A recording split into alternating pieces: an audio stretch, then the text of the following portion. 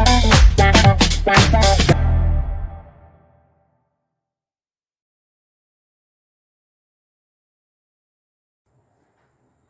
Students, reflection and refraction part 3 light का part है। तो यहाँ पर को मैंने कुछ इम्पॉर्टेंट कॉन्सेप्ट या कहेंगे कि आप पॉइंट्स दिए हैं। आप इसको समझ गए तो रे डायग्राम आपको क्लियर हो जाएगा। तो इन पॉइंट्स को पढ़ाने से पहले मैं फर्स्ट इंट्रोडक्टरी वीडियो में मैंने आपको स्फीयर के बारे में बताया था। स्फीयर क्या है? ग्लास का एक पूरे शीशे का बना हुआ एक गोला है, बॉल है। इस बॉल में से हमने क्या किया, 2 पीस काट लिए। तो कैसे पीस मिलेंगे हमको? ऐसे 2 टुकड़े मिल गए। ठीक है। अब मैंने आपको बताया था कि इमेज का हमेशा जो ऑब्जेक्ट रहेगा वो एलएचएस में रहेगा। आप लाइट का चैप्टर जब पढ़ेंगे तो इसमें ऑब्जेक्ट को हमेशा कहाँ रखेंगे? एलएचएस में। अगर ऑब्जेक्ट एलएचएस में है तो इसका मतलब रिफ्लेक्टिंग सरफेस कहाँ होगा? एलएचएस की ओर।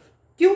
क्योंकि फोटो पिक्चर किसी की भी इमेज बनाना सीख रहे हैं हम, तो इमेज तभी बनेगी जब आप शीशे के सामने खड़े होगे। शीशे के बैक साइड में आपकी इमेज नहीं बनेगी। तो ये बैक साइड होगा, जो पॉलिश वाला साइड होगा वो बैक साइड होगा।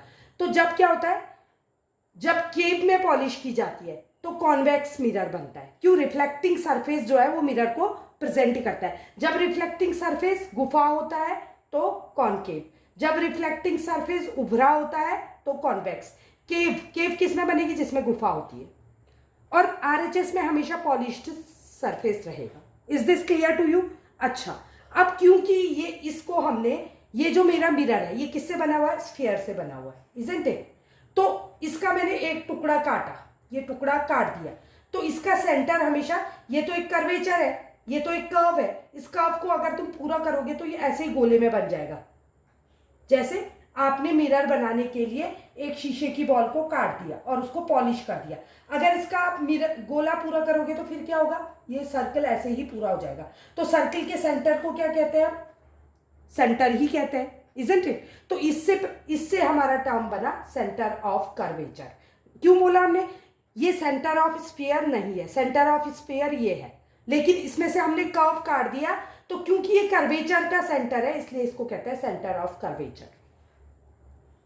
और सेंटर से, अच्छा, कर्वेचर का जो मिड पार्ट होता है, जो हमने कर्वेचर काटा, जिसको हमने काटा इसको कर्वेचर भी कहते हैं, इसको क्या भी कहेंगे? एपर्चर।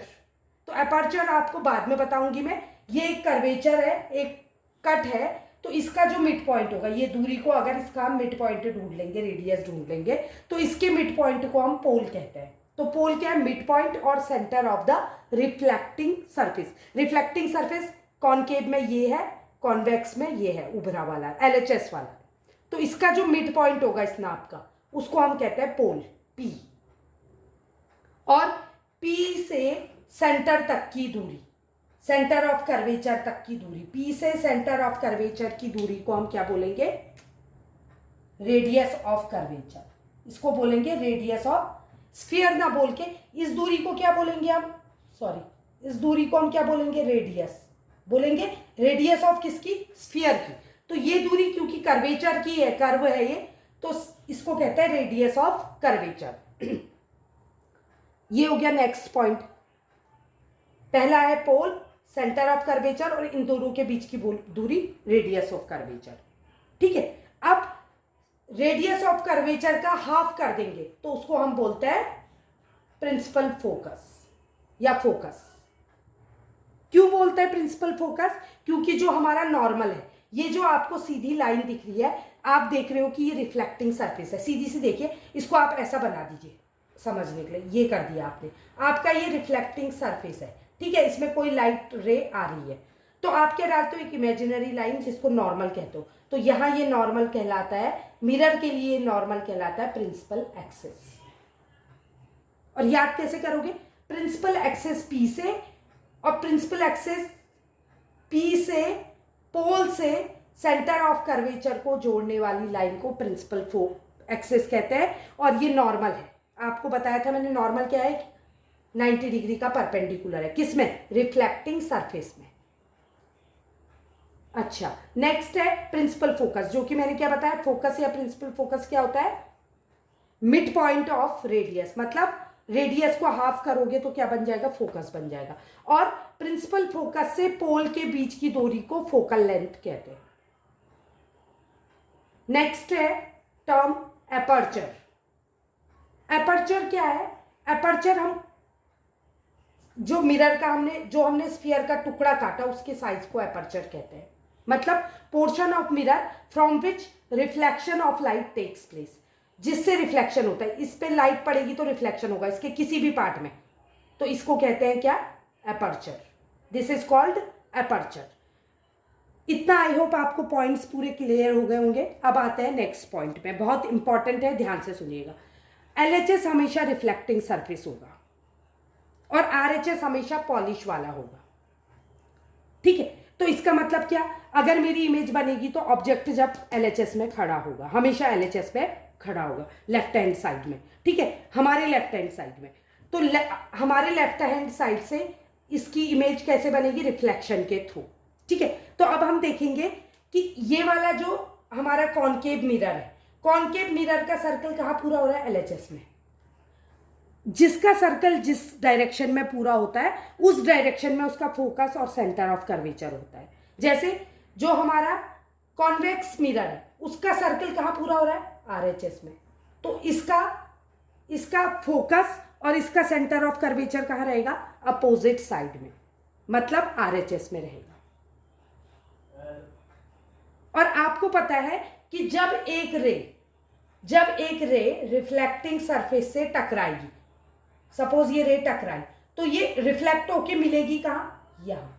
रिफ्लेक्ट होके कहाँ मिलेगी, फ्रंट में। क्यों मिलेगी फ्रंट में, क्योंकि पीछे तो पॉलिश है, लेकिन क्योंकि इसका सेंटर ऑफ कर्वेचर और फोकस पीछे है तो इसमें क्या होगा, कॉन्वेक्स में ये पीछे मिलेगी, बैक साइड में। तो इसका मतलब क्या, पीछे तो हमारा पॉलिश है, तो इसका मतलब इसमें रियल इमेज नहीं बन सकती, इसमें वर्चुअल और कैसी, इरेक्ट इमेज बनेगी, सीधी इमेज बनेगी। इरेक्ट मतलब सीधी खड़ी, उल्टी इमेज को क्या कहते हैं, इरेक्ट मतलब सीधी और इन्वर्टेड मतलब उल्टी इमेज। तो सीधी जो रियल इमेज होती है वो उल्टी बनती है, ये सीधी इमेज बनेगी और ये बैक साइड में बनेगी क्योंकि इसका फोकस कहाँ है, पीछे है, और सेंटर ऑफ कर्वेचर भी बैक साइड में, आरएचएस में। जबकि आरएचएस में पॉलिश है, तो क्या सही में रेज मिलेंगी, ये मिलती हुई दिखेंगी।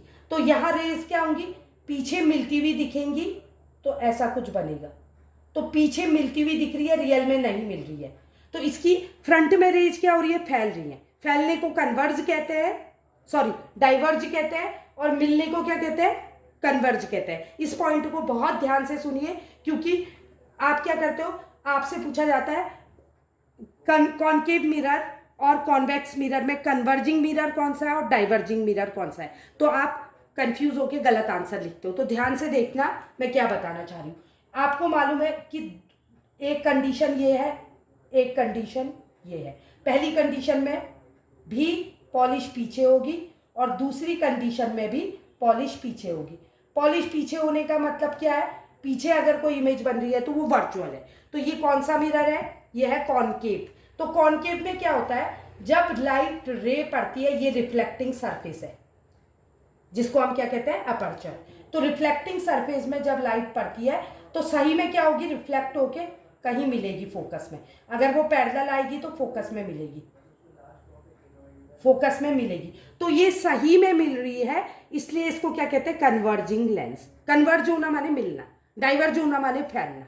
तो सही में एलएचएस में जब मिल रही है तो कन्वर्जिंग लेंस। अब इसमें क्या है, क्योंकि फोकस पीछे है, तो जब लाइट रे इसमें पड़ेगी, लाइट रे इसमें पड़ी, किसमें पड़ी, रिफ्लेक्टिंग सरफेस में, तो डाइवर्ट तो रिफ्लेक्ट तो ऐसे हो जाएगी, दोनों साइड से टकरा के वापस ऐसे लौट जाएगी।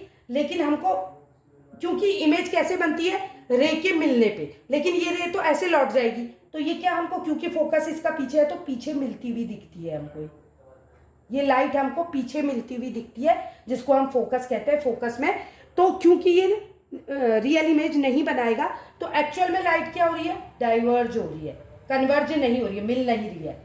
एलएचएस में जब लाइट रे मिलती है तो उसको कन्वर्जिंग मिरर कहते हैं, जब फैलती है तो उसको डाइवर्जिंग मिरर कहते हैं। इसलिए कॉनकेव मिरर जो है कन्वर्जिंग मिरर है एंड कॉन्वेक्स मिरर जो है वो डाइवर्जिंग मिरर है। आई होप इतना कॉन्सेप्ट आपको समझ आया होगा। नेक्स्ट वीडियो में मैं आपको रे डायग्राम कराऊंगी, तो उससे पहले आप इन पॉइंट्स को क्लियर कर लीजिए। अगर वीडियो पसंद आया तो लाइक, सब्सक्राइब और शेयर करिए। Thank you.